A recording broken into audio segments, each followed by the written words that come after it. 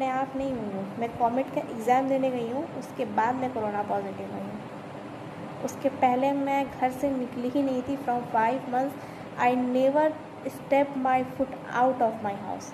और उसके बाद मैं कोरोना पॉजिटिव हुई हूँ आफ्टर कॉमेट एग्ज़ाम।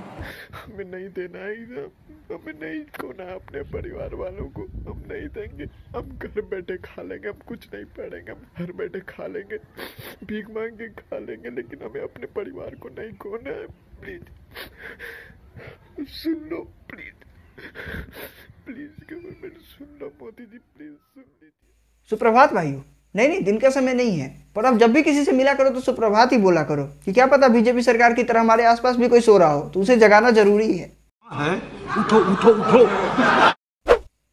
तो आज हम बात करेंगे ऐसे इंसान के बारे में जिनका सीना 56 इंच का माना जाता है, पर दिल शायद उनका 56 मिलीमीटर का भी नहीं है। आज हम बात करेंगे ऐसे इंसान के बारे में जिन्हें देश चलाने की जिम्मेदारी दी गई थी, अब वो पूरी दुनिया को चला रहे हैं, वो भी अपनी उंगलियों पे। तो ढोल नगारा बजा के स्वागत कीजिए माननीय प्रधानमंत्री मोदी जी का। कुछ दिनों तक मोदी जी ने ऐसे ऐसे काम किए कि दिल कहता था कि यार ऐसा प्रधानमंत्री नहीं देखा, लेकिन अब मोदी जी ऐसे काम कर रहे हैं कि दिल सचमुच कह रहा है कि यार ऐसा प्रधानमंत्री नहीं देखा। देखो, शायद मोदी जी का जन्म सिर्फ बड़े कामों के लिए ही हुआ है, इसलिए शायद उन्हें ये एग्जाम्स, जेई, नीट, बच्चे ये सब दिखाई नहीं पड़ते, या फिर हो सकता है वो सारे बड़े फैसले 8 बजे ही लेते हो, और गलती तो हमारी 8 बजे तो हमने उन्हें कभी याद दिलाया नहीं। मोदी जी हुक्म तो कीजिए, हम आपको 8 बजे भी ट्रेंडिंग पे ला सकते हैं, एग्जैक्ट 8 बजे। देखो, अपने 6 साल के राज में मोदी जी ने दुनिया घूमने में वास्को डिगामा को भी पीछे छोड़ दिया है। पर ठीक है, वास्को डिगामा ने भारत खोजा था और मोदी जी भारत से निकल के पूरी दुनिया घूमा है, और शायद इन्हें सिर्फ मोर को खिलाने लायक दाना ही मिल पाया है।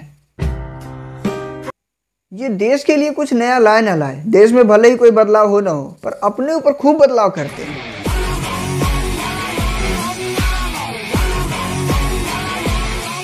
देखो, अगर अब तुम्हें सख्त लौंडे से भी ज्यादा कोई सख्त चीज देखनी है ना, तो वो कोई और नहीं, अपने मोदी जी ही हैं। बच्चे ट्विटर पे गला फाड़ फाड़ के चिल्ला रहे हैं एग्जाम पोस्टपोनमेंट के लिए, पर मोदी जी मजबूती देख रहे हैं लौंडे की। जब मोदी जी टस से मस नहीं हुए तो बच्चों ने सोचा कि मोदी जी बहरे हो गए हैं, पर इन्होंने हमें इतनी कॉन्फिडेंस से इग्नोर किया है कि एक पल को हमें ही शक होने लगा कि यार कहीं चिल्ला चिल्ला के हम ही तो गूंगे नहीं हो गए। आखिर में मोदी जी से नाराज होकर बच्चों ने कहा कि हम 2024 में मोदी जी को वोट नहीं देंगे, या अल्टीमेटली कहिए कि बीजेपी सरकार को वोट नहीं देंगे। इधर सुनो, मत दो, कोई फर्क नहीं पड़ता है।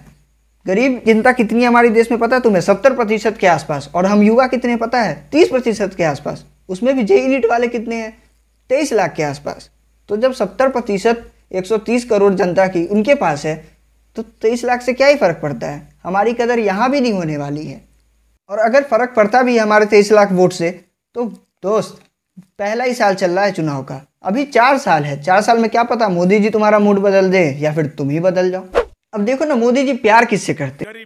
मोदी जी किसके लिए जीते मरते हैं? गरीब के लिए। मोदी जी ने काम किसके लिए किया? क्योंकि मुझे गरीब के लिए जीना है, गरीब के लिए जूझना है। क्यों गरीब भाइयों? ये आपने प्रधानमंत्री नरेंद्र मोदी को सुना होगा, 15 अगस्त वाला उनका भाषण सुना होगा। इसमें उन्होंने भी जिक्र किया कि ये तो बड़ा क्रांतिकारी कदम है और किसानों के हक में है। क्यों आप इसे विरोध में मानते हैं? इसमें विरोध में देखो भाई, ये सरकार किसान के प्रति इतनी कुचक्कर में फंसाकर किसान को और कुचाली सोच लेकर के।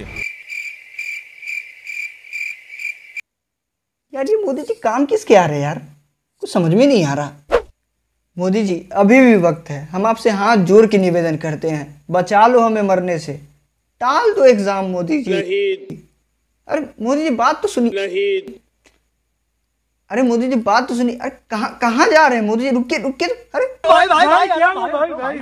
चलो ठीक है, मान लिया कि प्रधानमंत्री मोदी जी पूरे देश को संभालते हैं, तो उनकी बात कर लेते हैं जिनका काम ही है एग्जाम संभालना।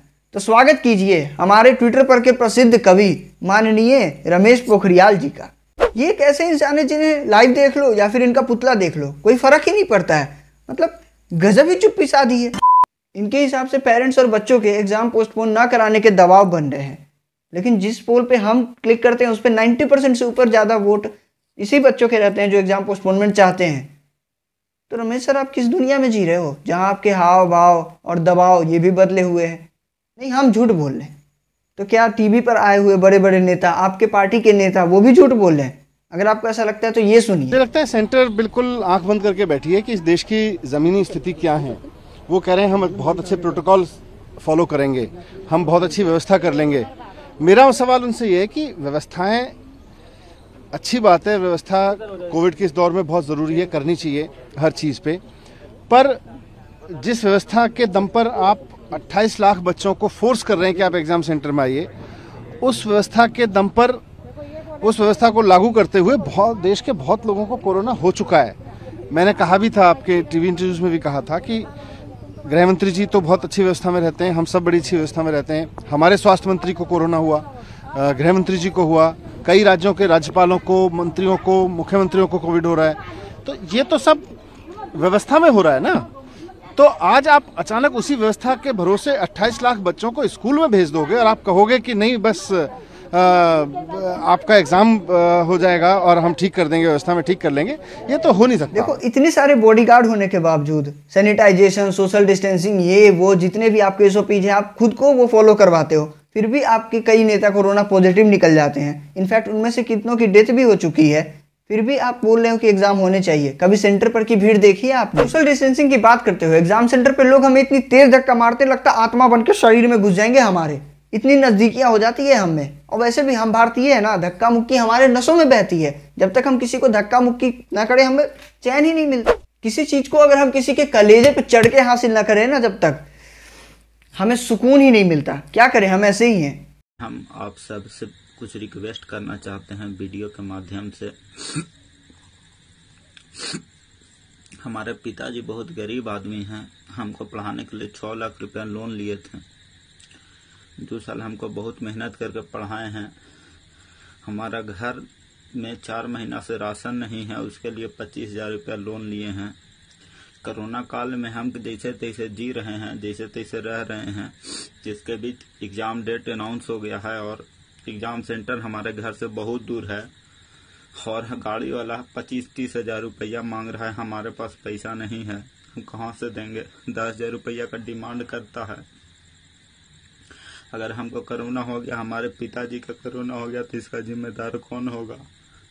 इसका जिम्मेदार सरकार होगी। बिहार सरकार का स्थिति इतना खराब है, कहाँ से करेगी?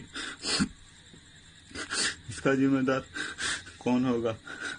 हम सबसे निवेदन है पोखरियाल जी साहब से, सबसे सर से, कि कृपया एग्ज़ाम कुछ दिन पोस्टपोन्ड कर दे, कुछ दिन बाद एग्ज़ाम ले। हम देने के लिए तैयार हैं, पूरी तरह से रेडी हैं, मगर इस काल में हम एग्ज़ाम नहीं दे पाएंगे। हम सक्षम नहीं हैं, हमारे पास पैसा नहीं है।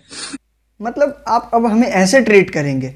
जितना हम आपके सामने चिल्लाए ना, उससे कम अगर भैंस के सामने बीन बजाते तो वो भी रिस्पॉन्स कर देती।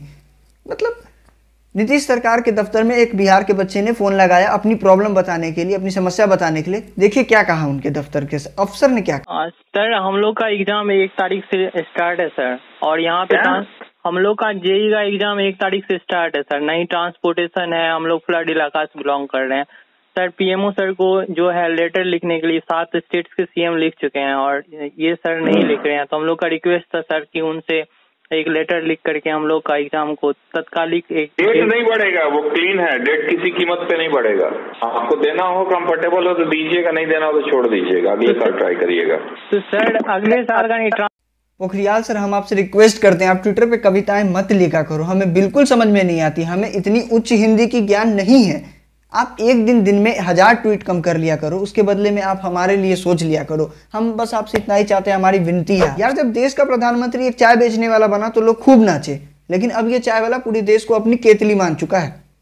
देखो, जब चाय वाले का बच्चा पढ़ लिख के प्रधानमंत्री बने ना, तो वो होती है खुशी की बात। अगर चाय वाले को ही प्रधानमंत्री बना दोगे तो यही होगा। देखो, अब हमें जैसे भी एग्जाम देना हो हम दे लेंगे। एग्जाम हमारी मजबूरी है, तो मजबूरी का फ़ायदा तो कोई भी उठा लेता है। तो एग्ज़ाम देना होगा तो हम अब एग्ज़ाम दे ही लेंगे। पर एक बात याद रखिएगा मोदी जी, हमारा संघर्ष जारी रहेगा। रुको रुको रुको रुको रुको, कहाँ जा रहे हो भाई लोग? अगर तुम्हें ये वीडियो पसंद आए तो वीडियो को ज़्यादा से ज़्यादा लाइक करो और ज़्यादा से ज़्यादा शेयर करो। ये वीडियो शेयर करने वाली वीडियो है, ठीक है? और अगर तुम्हें वीडियो सच में पसंद आई और तुम मुझे सपोर्ट करना चाहते हो तो चैनल को सब्सक्राइब करो। लेकिन एक बात ज़रूर करना, लाइक सब्सक्राइब तुम्हारे ऊपर है, लेकिन शेयर ज़रूर करो। शुक्रिया, मिलते हैं किसी और नए वीडियो में।